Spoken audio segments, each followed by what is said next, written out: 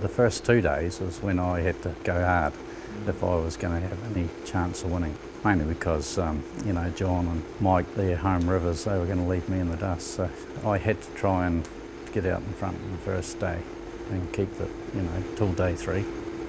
We were very happy with day 1 and we're very happy to get first into the river.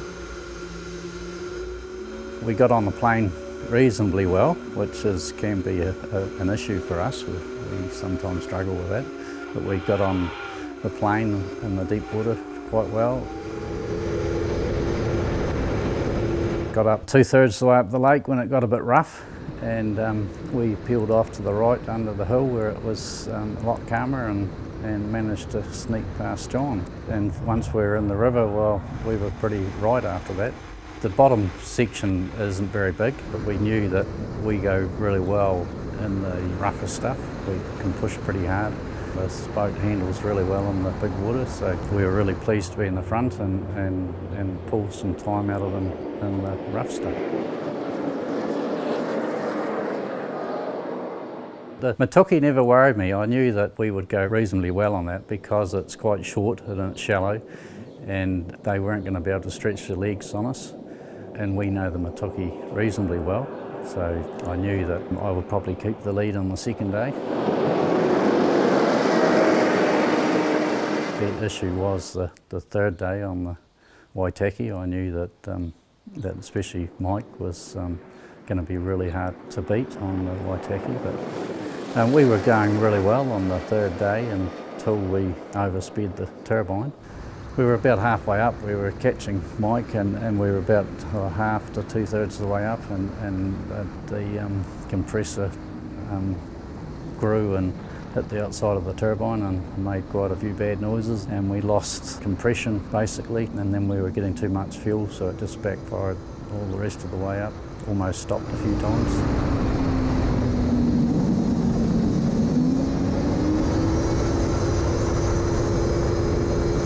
Lucky to keep it on the plane and keep it going and get to the finish, and the next day we used the lay day to try and keep backing fuel out of it to try and stop it backfiring, because we were getting too much fuel in for the amount of air.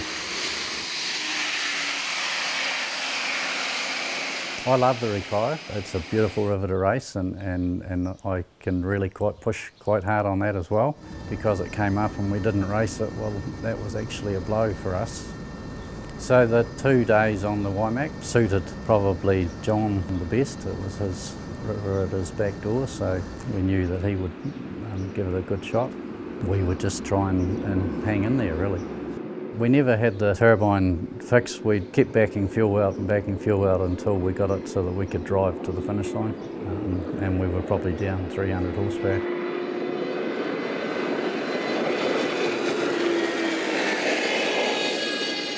As that happened, because the Waimak was sort of in flood as well, that probably helped us. We just basically straight lined everything and got quite a lot of gravel rash, and it probably helped that because you couldn't go flat out anyway, so like 100 miles an hour is plenty on the Waimak the way it was.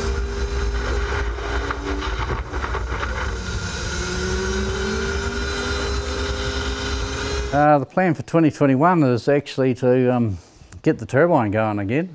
This year's looking very good. Nice rivers to race, and talking about the marathon down here this year, so that'll suit us. So we'll have to try and get really well organised and sorted for that.